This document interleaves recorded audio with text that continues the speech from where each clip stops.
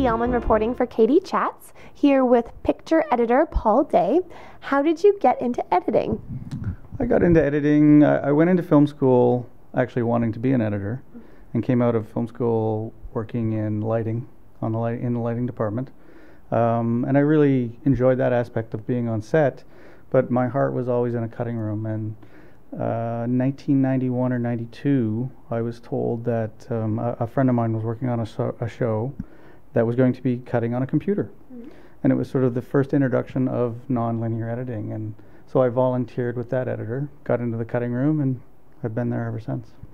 What is the importance of editing? How much of an influence do you really have on the storytelling? Well, from my point of view, which is I work mostly on network television series, it's like a factory. You're constantly dealing with the story and the structure and the whole character arcs and the whole arcs of the series. So, you know, there's a lot of people who say the writers are fully involved with the story and the structure, but when the footage starts coming in and you start playing around with performance and seeing how the characters and the actors are taking each aspect of the character in different directions, then you start to shape that particular episode.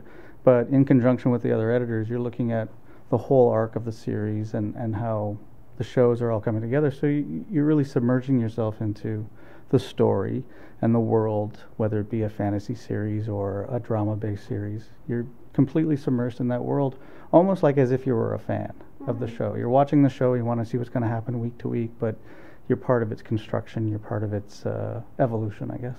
Are you a fan of all the shows that you've edited? I am indeed a fan. I think if I wasn't a fan at the beginning, you definitely become a fan by the end. And you learn things along the way, and it's sometimes it's just about the people that you're involved with in the shows as well. And you get really excited to see where the characters are going every week, and it's very fulfilling sometimes to see the other show if the other editor, because in network series you've got a couple of editors who are also cutting the show simultaneously, that you really yearn to see what their episodes are about and where the characters are going. I mean, in the example of Lost Girl, there's these great story arcs and these great developing characters that you just you're along for the ride, and it's really exciting. What's the most challenging aspect of editing? The challenging aspect, I say right now, from again a television point of view, is footage. Every episode is shot in about 7 days, and they shoot with 2 cameras, sometimes 3 cameras, and there's a large amount of footage that is always constantly coming in. So like I was saying about it being sort of a factory atmosphere, you're constantly ingesting information and ingesting footage and having to deal with that on a day-to-day basis, and you have to stay on top of it too. Do you ever get stressed out? Or are you like, this is too much footage?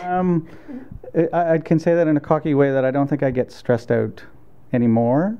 I just have different ways of dealing with the footage as it comes in, and it's systematic. It really is sort of like being a short order cook sometimes, where you're dealing with a whole bunch of orders at the same time, and it's just a matter of starting with one and working your way through all the scenes or all the whatever items that you have to deal with. And the thing also too is, if you're dealing with dailies, you're also dealing with past episodes if they haven't locked yet, or if you got notes from the network or producers. So you've got a lot of different pots on the stove that need attending. So, but no, I don't get stressed out about it. It's a thrill. How did you get involved with the Canadian Cinema Editors? You're one of the founders of it, so what inspired you to start that organization? Well, a friend of mine, Paul Weinstock, who is the president of the C.C.E., he and I were working on a series, and we just thought it would be a good idea to start an organization as the American Cinema Editors in the States, which have been around for 65 years, that we needed something like that in Canada to sort of unify the country and bring editors together and just build that community. And also we were looking to sort of elevate the prestige and the importance and the recognition of the craft of editing, not only from people within our own industry, but in general public as well. What advice would you give to an aspiring editor? What advice? Because of the concept of so many nonlinear editing software out there, it's relatively cheap. I mean, you buy a Mac, you basically get a free piece of software sometimes. And I think just start cutting stuff. Start shooting, start putting it together, add music, add titles, create little movies. The concept of editing is what I would refer to as the essence of filmmaking.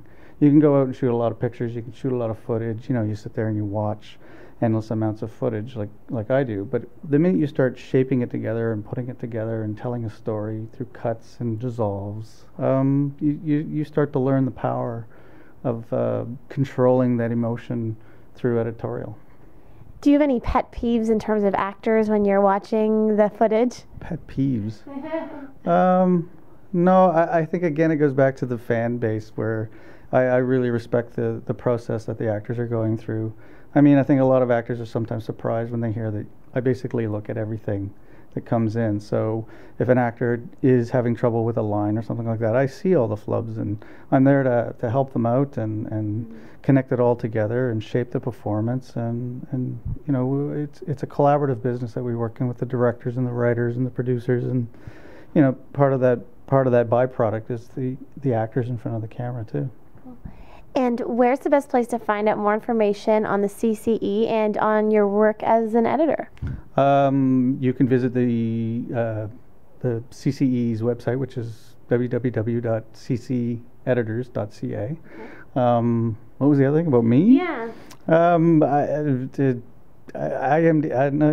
don't know. IMDb. IMDb. Okay. I don't know where. I mean, you can find out more information about all the editors through the C.C.E. You can contact some of them as well, and but that's about it. Wonderful. Well, thank you so much, Paul, and congratulations on all of your success, and best of luck with your future projects. Thank you so much. Thank you. I'm Katie Uhlmann, reporting for KD Chats here at Urban Post Productions in Toronto.